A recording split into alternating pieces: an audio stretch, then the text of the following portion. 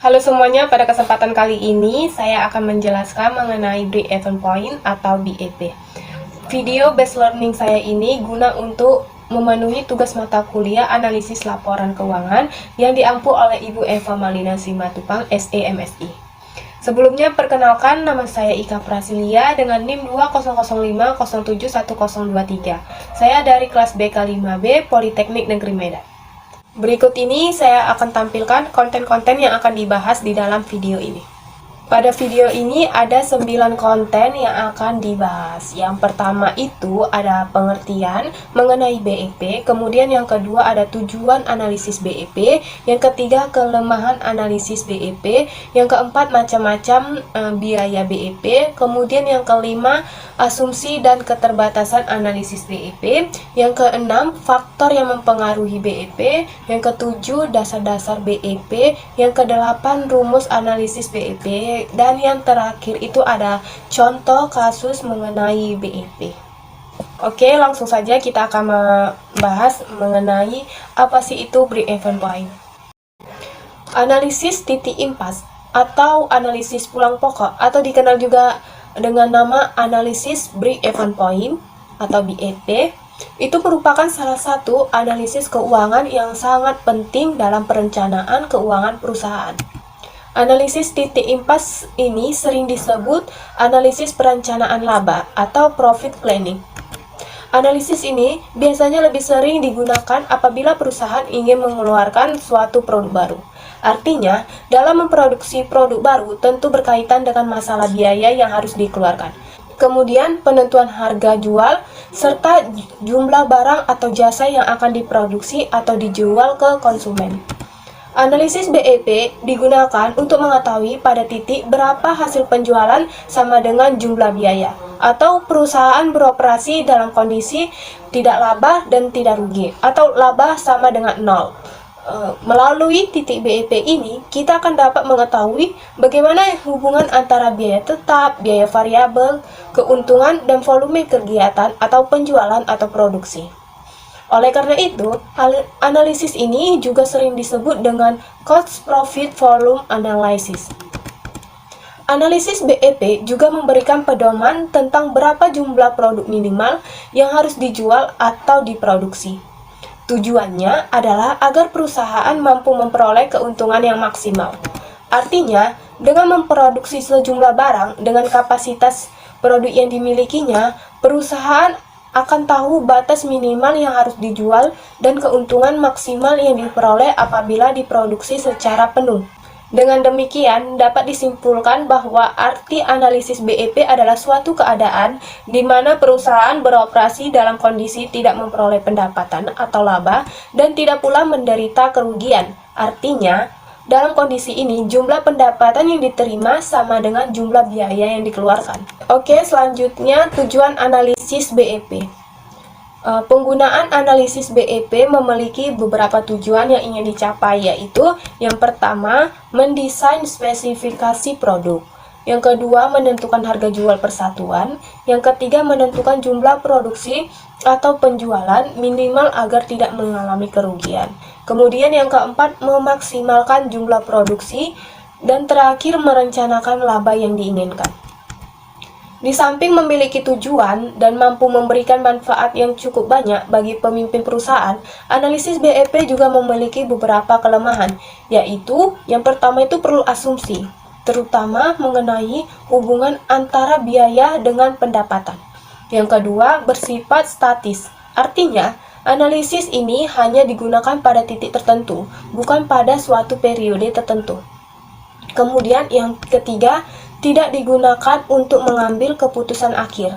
Analisis BEP hanya baik digunakan jika penentuan kegiatan lanjutan yang dapat dilakukan. Yang keempat, tidak menyediakan pengujian aliran kas yang baik. Artinya, jika aliran kas yang telah ditentukan melebihi aliran kas yang harus dikeluarkan, proyek dapat diterima atau hal-hal lainnya dianggap sama. Kemudian yang kelima, kurang memperhatikan resiko-resiko yang terjadi selama masa penjualan, misalnya kenaikan harga bahan baku. Macam-macam biaya dalam BEP. Yang pertama itu ada fixed cost atau biaya tetap, yaitu merupakan biaya yang secara total tidak mengalami perubahan. Walaupun ada perubahan volume produksi atau penjualan dalam batas tertentu, contoh biaya tetap ini adalah gaji, penyusutan aktiva tetap, bunga, sewa, atau biaya kantor, dan biaya lainnya. Kemudian ada biaya variabel atau variable cost. Biaya variabel merupakan biaya yang secara total berubah-ubah sesuai dengan perubahan volume produksi atau penjualan. Artinya, dapat diasumsikan bahwa biaya variabel berubah-ubah secara sebanding dengan perubahan volume produksi atau penjualan. Dalam hal ini, sulit terjadi dalam praktiknya, karena dalam penjualan jumlah besar akan ada potongan-potongan tertentu, baik yang diterima maupun diberikan perusahaan. Contoh biaya variabel adalah biaya bahan baku, biaya buruh langsung, dan komisi penjualan. Kemudian ada biaya variabel lainnya. Kemudian yang ketiga ada biaya campuran atau mixed cost. Biaya campuran adalah biaya gabungan dari biaya variabel dan biaya tetap. Walau tidak diproduksi, biaya ini wajib dibayarkan dan memiliki nilai yang devalut.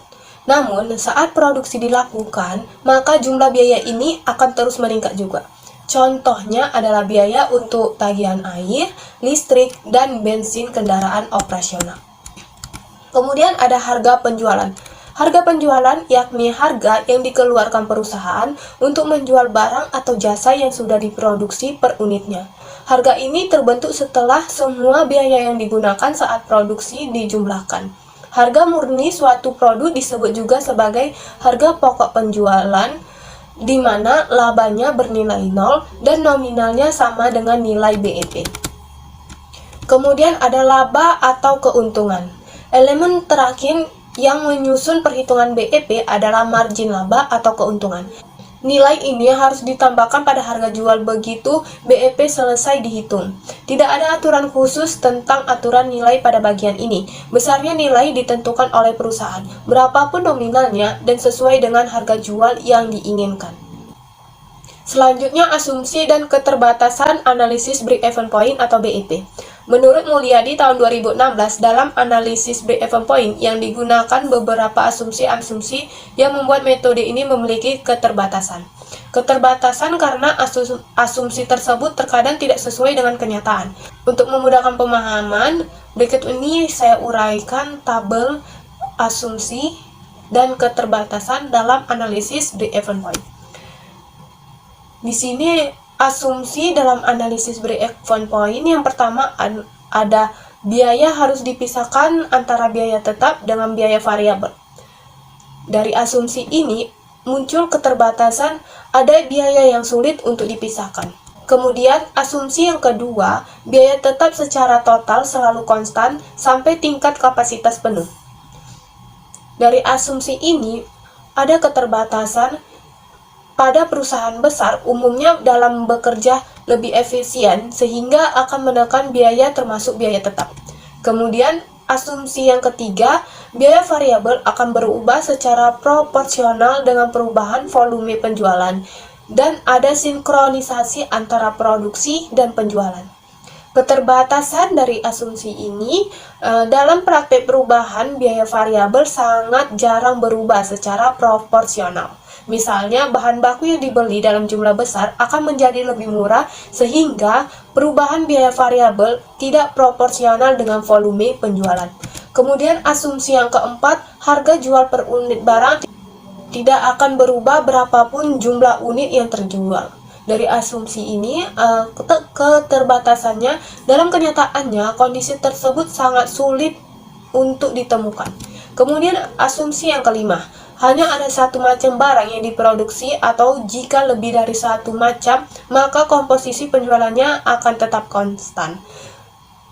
Dari asumsi ini, ada keterbatasannya. Dalam kenyataan, kondisi tersebut sangat jarang ditemui. Selanjutnya, faktor-faktor yang mempengaruhi break-even point. Menurut Munawir tahun 2012, faktor-faktor yang dapat mengubah analisis break-even point adalah biaya tetap, biaya variabel, harga jual, komposisi penjualan, dan lain sebagainya dalam bauran penjualan. Perubahan sebagian faktor tertentu atau faktor yang dapat mengakibatkan tingkat break-even point mungkin tidak mempengaruhi atau mengakibatkan perubahan pada faktor-faktor lain. Misalnya, perubahan yang terjadi hanya pada biaya tetap, sedangkan biaya variabel, harga jual, volume penjualan tetap. Tetapi kemungkinan bisa terjadi perubahan dalam sebagian faktor atau akan mengakibatkan perubahan pada faktor lainnya. Misalnya, perubahan volume penjualan bisa berakibat pada perubahan biaya variabel dan sebagainya. Kemudian dasar-dasar BEP. Adapun dasar dalam perhitungan BEP. Pertama, dalam perhitungan BEP, biaya yang diperlukan perusahaan harus dibagi menjadi dua golongan, yakni biaya tetap dan biaya variabel. Yang kedua, nilai dari biaya tetap akan selalu konstan meski terjadi perubahan pada aktivitas produksi. Sedangkan nilai dari seluruh biaya variabel akan berubah sesuai dengan kapasitas atau volume produksi. Kemudian yang ketiga, jumlah dari biaya tetap tidak akan perubahan walau terjadi perbedaan kegiatan produksi, tetapi biaya tetap untuk setiap unitnya akan terus berubah. Yang keempat, selama masa analisis, harga jual per unit akan konstan sehingga harga jual dari perusahaan relatif tetap dan tidak berubah. Yang kelima, dalam perhitungan BEP, jumlah dari produk yang diproduksi akan selalu dianggap sudah habis terjual. Yang keenam, perhitungan BEP hanya berlaku untuk satu produk. Bila perusahaan menghasilkan lebih dari satu produk berbeda, maka perlu persamaan hasil penjualan dari setiap produk. Kemudian, rumus analisis BEP. Menurut Kashmir 2012, beberapa model rumus yang dapat digunakan dalam analisis titik impas. Yang pertama, dengan rumus matematik. Rumus matematik ini ada analisis titik impas dalam unit dan analisis titik impas dalam rupiah. Yang mana rumusnya adalah BEP sama dengan FC dibagi P dikurang VC atau per unit. Sedangkan analisis titik impas dalam rupiah, rumusnya BEP sama dengan FC per 1 dikurang VC per S, di mana BEP yaitu adalah analisis titik impas atau break-even point, VC adalah biaya tetap atau fixed cost, VC adalah biaya variabel persatuan atau variable cost, P harga jual persatuan atau price, S jumlah penjualan atau sales. Selanjutnya ada contoh kasus mengenai rumus matematik ini, atau di dalam rumus matematik ini ada BEP dalam unit dan BEP dalam rupiah. Contoh kasusnya, diketahui PT Sungai Liat memiliki usaha di bidang alat perkakas gergaji dengan data sebagai berikut. Yang pertama, kapasitas produksi yang mampu dipakai adalah 100.000 unit mesin gergaji. Yang kedua, harga jual persatuan diperkirakan 5.000 unit. Yang ketiga, total biaya tetap sebesar 150 juta dan total biaya variabel sebesar 250 juta. Perincian masing-masing biaya adalah sebagai berikut. Yang pertama, fixed cost, overhead pabrik 60 juta, biaya distribusi 85 juta, biaya administrasi dan umum 25 juta, total biaya tetap 150 juta. Kemudian yang kedua, variable cost. Biaya bahan langsung itu 70 juta, biaya tenaga kerja langsung 85 juta, overhead 20 juta, biaya distribusi 45 juta, biaya administrasi dan umum 30 juta, maka total biaya variabel ini sebesar 250 juta. Dari soal ini muncullah pertanyaan, cari BEP dalam unit maupun rupiah. Baik, ini adalah jawaban dari soal tadi, yang mana kapasitas produksi itu 100 unit, harga jual per unit 5.000, total penjualannya 100.000 unit dikali 5.000, maka 500 juta. Kemudian biaya tetap unit 150 juta dibagi dengan 100.000 itu dari kapasitas produksi, maka hasilnya menjadi 1.500 per unit.